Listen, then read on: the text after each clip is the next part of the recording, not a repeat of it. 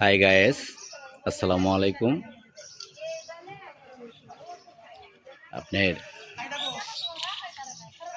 সরকার বৃক্ষরোপণ করার জন্য সরকারি যে খাসের যে জায়গাগুলো আছে, সেই জায়গাগুলোর ভিতরে যে জায়গাগুলো বর্তমানে পতিতে আছে, এই জায়গাগুলোর উপরে গাছগাছালা সরকার নির্দেশ দিয়ে দিয়েছে। যে দেখেন আজকে এটা আপনার সারফা মসজিদের এখানে জায়গা, সরকারি যে গাছ লাগাইতেছে, সরকারি কর্মকর্তারা আসে।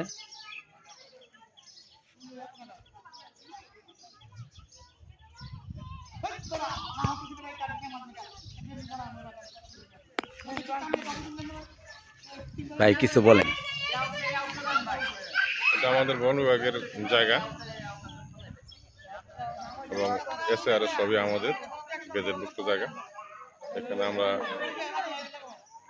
সরকারের নির্দেশ অনুযায়ী বন বিভাগের পক্ষ থেকে আমরা বনায়ন করতেছি এবং প্রধানমন্ত্রীর নির্দেশে 25 কোটি বৃক্ষরোপণের যে একটা প্রতিশ্রুতি উনি দিয়েছেন, সেই উপলক্ষে আমরা চারাগুলো লাগাচ্ছি।